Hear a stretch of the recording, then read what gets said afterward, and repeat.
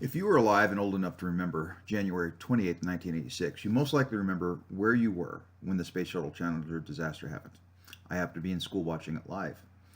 It was the 10th flight of the Space Shuttle Challenger, and the shuttle broke up apart about 73 seconds into the flight, killing all 7 crew members. The cause was when an O-ring in the right solid rocket booster disintegrated due to unusual cold conditions.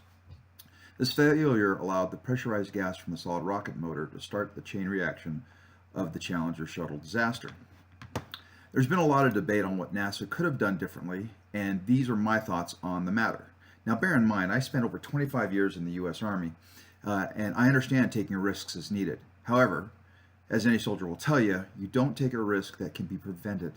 And I think this tragedy could have been prevented if only 1 or 2 things had been done differently. So what could have NASA done differently? Understanding that at the time, NASA was under pressure to launch the Challenger because of commercial expectations, political agendas. The vice president was actually coming to see the launch, and mission backlogged due to delays with previous launches. NASA had opportunities to prevent the disaster, however. Executive management chose to ignore recommendations of engineers from within both NASA and Morton Thickole, who built the rockets, which ultimately led to the tragic event. Before the event, if NASA had implemented any of these corrective actions, I think the Challenger disaster would have been prevented. The first thing I think that could have happened, or could have prevented it, was Morton Thickole discovered an issue with joint rotation and implemented design changes. NASA should have conducted more extensive testing that should have been able to determine if any other issues had occurred. The second thing was, after the second shuttle flight, it was discovered that the O-rings were eroding.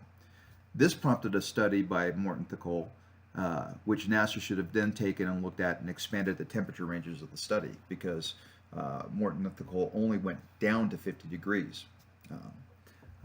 I think that if they would have done a more extensive study, this would have provided more usable data. Also, considering replacing the old rings with one that was more durable should have been considered at that time. Due to political maneuvering, I guess would be the best way to put it, with the vice president coming and wanting to maintain White House favor, NASA delayed or postponed the original launch, which ended up having the most favorable weather. I think if they hadn't postponed the launch early, I think the launch would have went fine and the disaster would have been prevented. The night prior to the launch, there was a teleconference between Morton Thickole and NASA. The issue they were discussing were the O-rings and the fact that the cold temperatures could affect the launch. During the teleconference, the lack of data was used to say, you haven't proved that this is unsafe. I think that you should never use a lack of data to prove something is safe. The lack of data can't prove anything, but they had data that said maybe this could be an issue.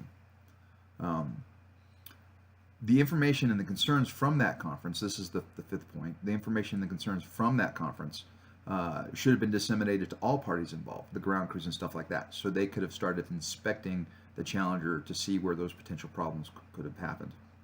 The 6th point is they should have delayed the launch until later the day with warmer temperatures, and then also allowed ground crews to thoroughly de-ice and inspect all the areas of concern. And my 7th and final point, I think the one that's most critical, finally, is never should management override the concerns of engineers when safety is on the line, when lives are on the line. Whenever you have someone making a decision based off of management concerns and not engineering concerns, you open yourselves up for potential disaster, such as the Space Shuttle Challenger. Now, it's been debated what should have Roger Wojcicki done differently. He did everything he could. He really did. He voiced his objections, continued to do so, and did not go along when they did a new memo saying recommend for launch. He refused to sign it. And what do I see as your future engineering professionals' responsibilities in relation to both being loyal to management and protecting the welfare? Well, understand that, yes, you want to be loyal to your company. However, if you're doing something that involves public welfare, their welfare should be your utmost concern. And putting lives at risk should never be acceptable. And those are my opinions and my thoughts on the matter.